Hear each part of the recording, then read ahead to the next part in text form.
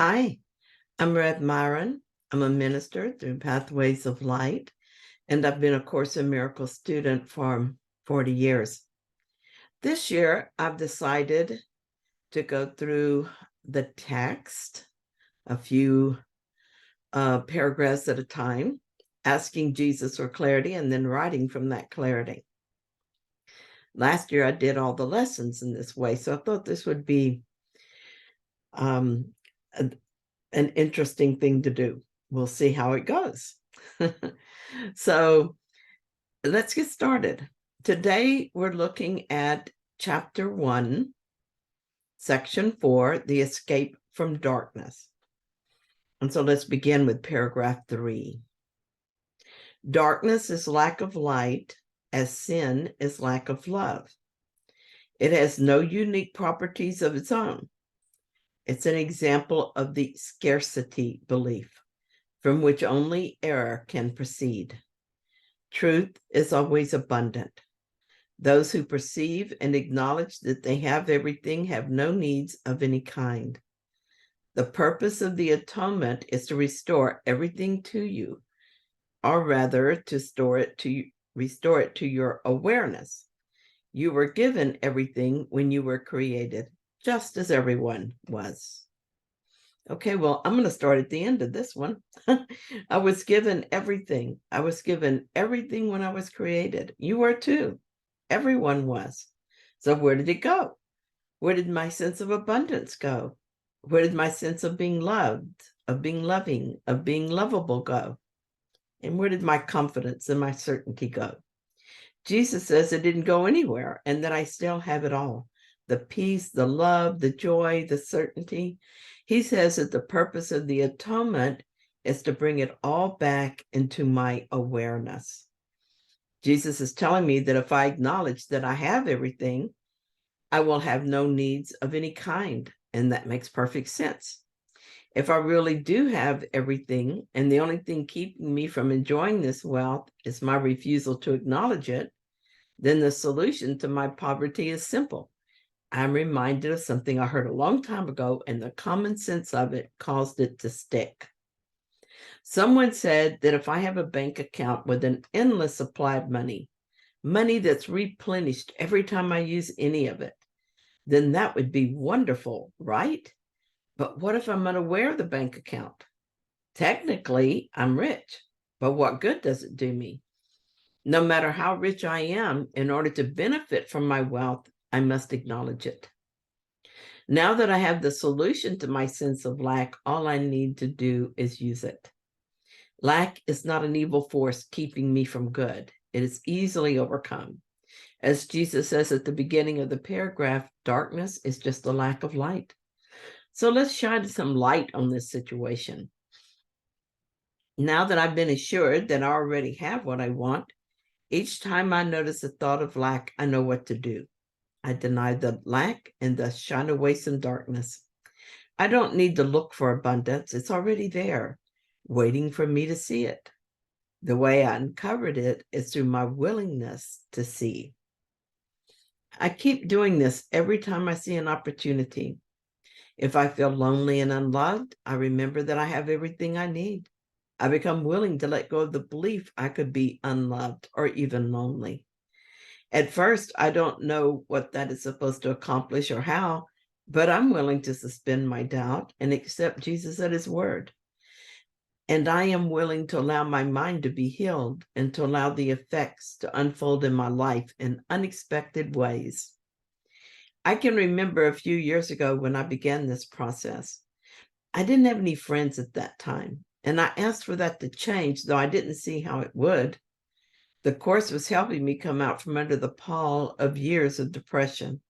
If anyone had liked me, I would not have recognized it. And what good is a friend if I don't know I have one? I was so filled with unquestioned guilt that I didn't believe I deserved love, so I didn't let myself feel it. When anyone offered me friendship or love, I couldn't believe in it and turned away from it. As I began the process of watching my thoughts and giving what willingness I had to be corrected, the light of truth showed just enough in my mind to allow me to ask for friendship or at least to consider it possible to be loved. Thus, my thought, in all thoughts or prayers, are that I would like to have friends. First, I felt the love within myself.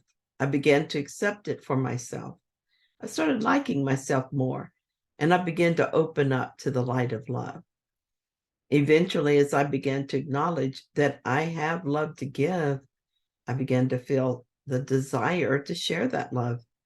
My life began to fill with people who wanted and needed what I had to give.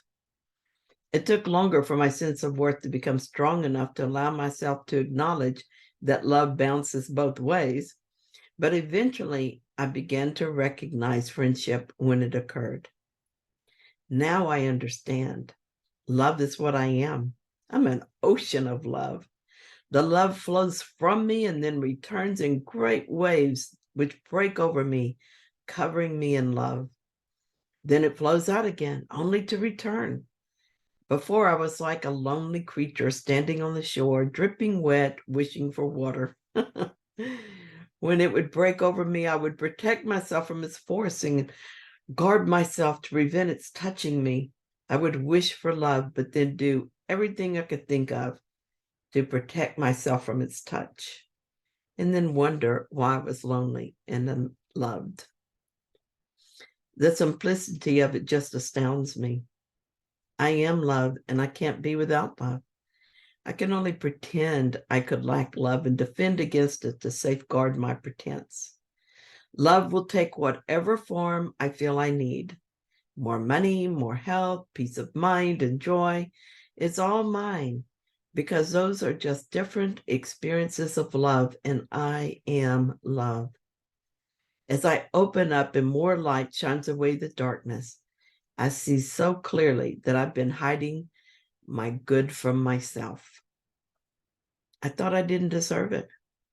And I thought I could lose what I got so it would be less painful not to have it at all than to suffer the pain of loss. I thought I was a sinner and needed to be punished. I thought it was important to keep my holiness a secret or God would find me. Darkness prevailed, but only at my authorization. As soon as I let those thoughts be healed, light flooded my mind and I saw the truth. I saw that I am love itself. I am abundance of every kind. Not only do I not lack, I cannot lack. I'm learning to disbelieve all proof to the contrary, to question it, and to allow my mind to be healed. As my mind is healed, my thoughts change, and the effects of my thinking naturally change as well.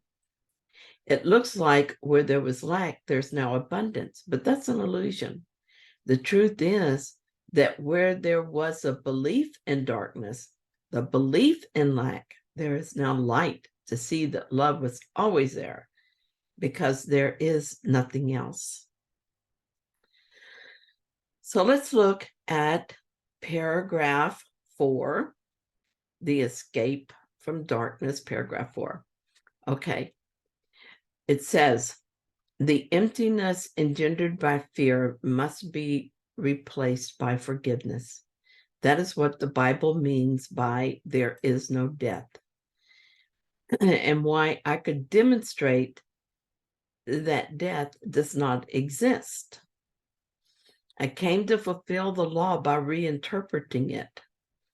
The law itself, if properly understood, offers only protection. It is those who have not yet changed their minds who brought the hellfire concept into it. I assure you that I will witness for anyone who lets me, and to whatever extent he permits it. Your witnessing demonstrates your belief and thus strengthens it. Those who witness for me are expressing through their miracles that they have abandoned the belief in deprivation in favor of the abundance they have learned belongs to them. It's strange to think of fear as emptiness, as nothing. Fear seems so big and so overwhelming. When I was afraid for my son, fear felt so big that I couldn't for a while feel anything else. It was like it filled me up and nothing else could fit. When I think of being on a mountain, of driving around it and not being able to see what's coming toward me from the other side, the fear seems huge.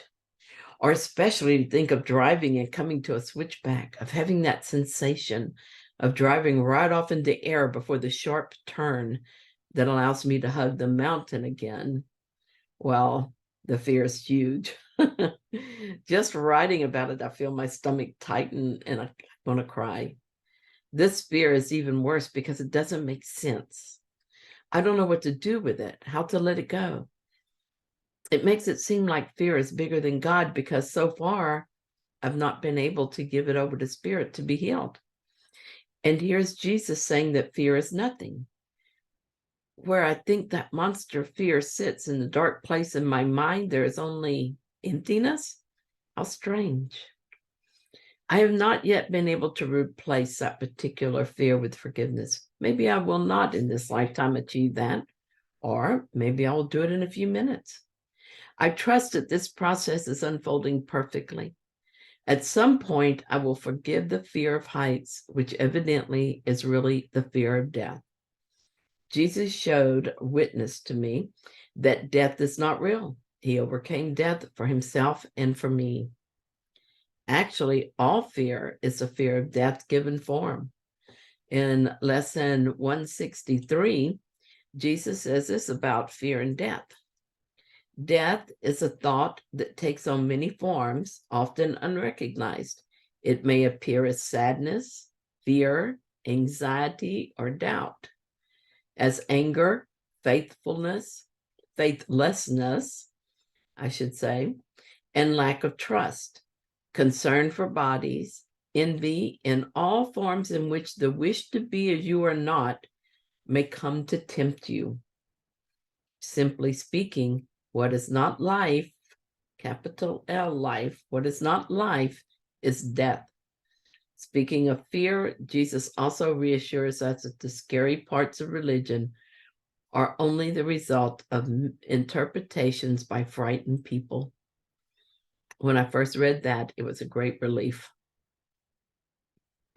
Jesus uses the language of Christianity in the Course, sometimes redefining certain terms, as he did with the word forgiveness. Since I was not raised Protestant, at first I was confused by the word witness as used here. I looked it up in the dictionary, and he said that to witness is to testify to Christian beliefs, and this is done publicly. I read some passages from the Bible, which didn't enlighten me very much. But thinking about what I read there and how my Protestant friends typically use the word witness, I gather that to witness is to say aloud how God has worked in your life for the purpose of spreading the word. I was thinking about how this applies to witnessing through miracles. As I perform miracles, I show others that healing the mind works, and this encourages and motivates them to do the work for themselves. I have witnessed the healing of my mind, and that is indeed a miraculous experience. At times, as the mind changed, so did the form. But always, my experience of the situation changed as my mind changed. I can tell you that my life has changed because I trust what Jesus says. But if I show you that I am consistently happier and more peaceful, if you see my life change for the better, my witnessing will be more powerful. For most of my life, I was depressed all the time. I'm never depressed now. I used to be afraid of the rage that was always just below the surface and might burst out at any time. Now it's rare for me to be angry, and when I do, it passes quickly. I used to blame others and outside circumstances for what happened to me, and I felt sorry for myself a lot. I rarely feel or act like a victim now, and readily accept responsibility for everything in my world. Some people notice these changes in me, or maybe they haven't known me long enough to compare how I was before to how I am now. But if they want to know how it is that I'm happy and peaceful most of the time, I will gladly witness with my words. Jesus says he will witness for anyone who lets him, and to whatever extent he permits. He whispers in my heart the truth when I ask for it. One day, I started asking Spirit to take me to God, and then spending a few moments in that space. I did not have any expectations as to what it might look like to me, but just did it in trust. Then, on a Thanksgiving morning, when I asked, something happened on a conscious level. I have a hard time finding words to match the experience, and I don't want to explain it into something it was not. That's so easy to do when using the thinking mind and words. But very briefly, I seem to have a fleeting thought of wondering what God is. I felt enormous power and maybe flinched from it a little.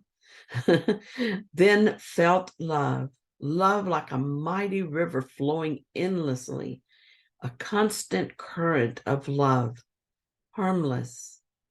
I cried uncontrollably for a few minutes. Afterwards, I wondered at my reaction, and when I would think of God as benign, non-threatening, and harmless, I would start crying again. Thinking about it, I believe that Spirit witnessed to me. It was done in feelings rather than words, and the feelings were evoked in me. It was as if Jesus were saying, before I can bring you to God, I must show you that you're afraid of him and allow you to let go of that fear. We can't do it all at once, but we can touch on it a little this morning. So maybe this is the kind of thing that Jesus means when he says he witnesses to us as much as we allow. Thank you so much for joining me in this reading. I hope that you enjoyed it. If you found it helpful, then please like it. And if you haven't yet, please subscribe. And I'll be back probably tomorrow with another reading.